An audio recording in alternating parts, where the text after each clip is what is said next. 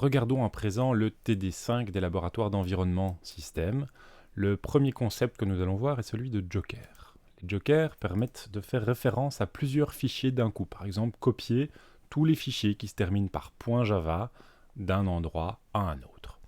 Alors, à l'école, il y a un dossier /icours/dev1/envel qui contient effectivement plusieurs programmes Java. Nous ici, en tout cas moi sur ma machine virtuelle, je n'ai pas tout ça. Si vous-même vous avez installé une machine virtuelle chez vous, vous ne les avez pas, ces fichiers. Donc on va faire semblant de les avoir et on va utiliser touch pour créer des faux fichiers. Disons autre classe.java, classe.java, truc.java, machin.java. Voilà, je crée des fichiers qui sont vides, mais ça n'est pas très important. Alors je vais quand même en créer un vrai. Je vais l'appeler hello.java et je vais simplement écrire une classe qui s'appelle hello. N'oubliez pas la majuscule, la convention en Java, c'est de commencer les noms de classe par des majuscules. Et dedans, je mets simplement une méthode principale qui va afficher hello.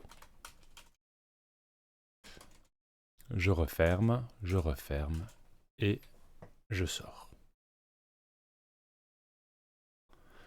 Maintenant, je vais compiler ce fichier, donc je vais utiliser java.hello.java, et je vois que dans mon répertoire, j'ai maintenant des fichiers Java qui sont vides, 0 ici, 0 comme taille, et puis mon fichier hello.java qui lui n'est pas vide, et le fichier classe correspondant qui est le bytecode de mon fichier, de ma classe.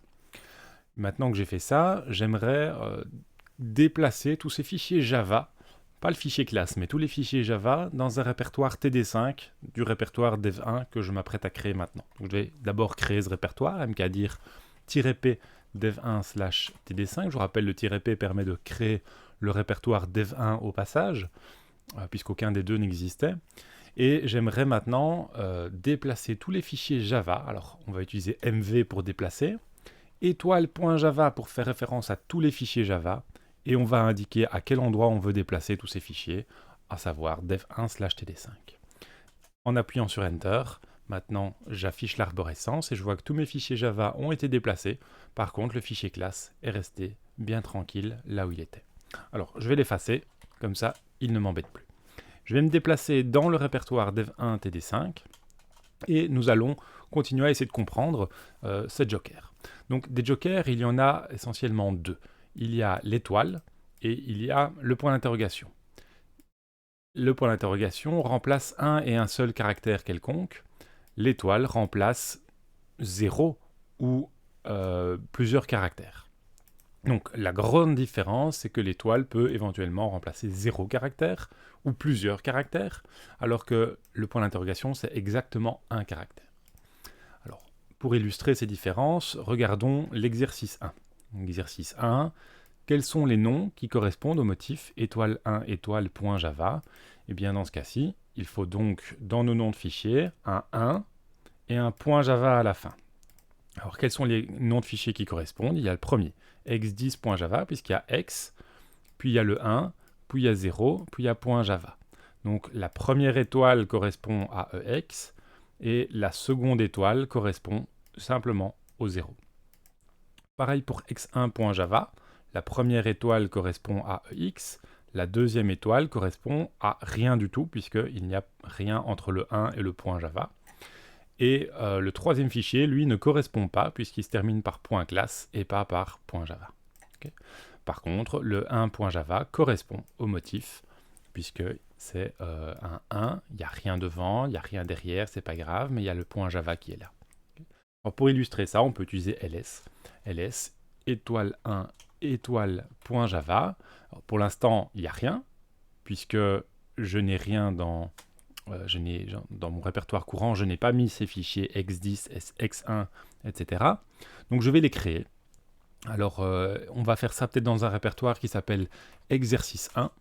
Je vais rentrer là-dedans. Je crée les fichiers x10.java, x1.java, x10.classe et juste 1.java, ce qui au passage est un nom de classe qui est illégal. On ne peut pas appeler ça classe 1, mais ça n'est pas très grave, ici c'est juste des fichiers.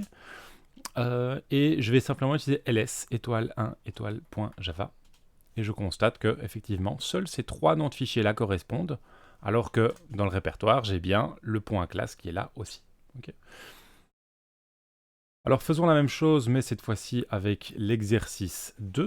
Donc je vais en arrière, je fais un répertoire exercice 2, et je vais de nouveau utiliser touch pour écrire x10.java, x1.java. Cette fois-ci, c'est 10.java et 1.java, les noms des 4 fichiers. Donc j'ai créé ces 4 fichiers dans le répertoire courant.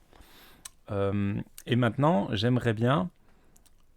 Je me suis trompé, j'ai mis une majuscule à x1, donc c'est x1 avec E majuscule, X minuscule, voilà, ça s'est arrangé. Et j'aimerais bien maintenant voir parmi ces fichiers lesquels correspondent au motif x.java. Alors attention, le point d'interrogation final est simplement le point d'interrogation parce que c'est une question, ça ne fait pas partie du motif. Donc le motif c'est bien x.java, comme précédemment, le point d'interrogation était juste le point d'interrogation parce que c'était une question. Alors ici, x.java, ça veut dire que ça va correspondre à des fichiers qui commencent par EX, puis qui ont un caractère, exactement un caractère, et puis qui se terminent par .java. Okay. Alors, lesquels correspondent? Le premier ne correspond pas. x10.java ne correspond pas, puisque entre le x et le .java, il y a 2 caractères, il y a 1 et 0. Par contre, ex1.java, ça fonctionne. Le 10.java, malheureusement, ne fonctionne pas. Et le 1.java ne fonctionne pas non plus, ça commence pas par x. On peut le visualiser encore une fois en écrivant ex.java avec ls et on voit qu'effectivement seul ex1.java correspond. Alors pour faire l'exercice 3, je vais de nouveau créer un répertoire exercice 3, je vais rentrer dedans et on me demande de compiler des fichiers Java. Alors comme moi j'ai pas créé beaucoup de fichiers Java, j'en ai créé un vrai, c'était hello.java, je vais le recopier. Hello.java, je vais le recopier dans le répertoire courant, voilà. Je vais peut-être en créer un autre petit. Comment est-ce que je pourrais l'appeler? Je pourrais l'appeler truc.java, voilà. Et je vais l'éditer simplement pour qu'il contienne effectivement une classe qui s'appelle truc. Et il affichera hello truc, plutôt que juste hello, voilà. Je sors, donc maintenant j'ai 2 fichiers Java. C'est pas beaucoup, mais enfin, c'est déjà mieux que rien. Et je vais essayer de les compiler tous les deux en un coup. Et alors, on me dit... La commande javac accepte plusieurs noms de fichiers à compiler.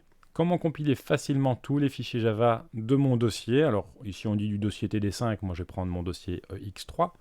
Eh bien simplement javac étoile.java va effectivement compiler tous les fichiers Java. Et si je visualise le contenu du dossier, maintenant j'ai effectivement un fichier classe pour chacune de mes 2 classes, chacun de mes 2 fichiers hello.java. Attention, on peut compiler plusieurs fichiers Java en même temps. Ça n'a pas de sens d'essayer d'exécuter des fichiers Java ou d'essayer d'exécuter des fichiers classe. Donc ceci, à Java étoile.classe, ne va pas fonctionner puisqu'on ne peut pas exécuter des fichiers classe. Rappelez-vous, pour exécuter, il faut exécuter le nom de la classe. Java hello ou alors Java truc. Okay. On ne peut pas exécuter des fichiers.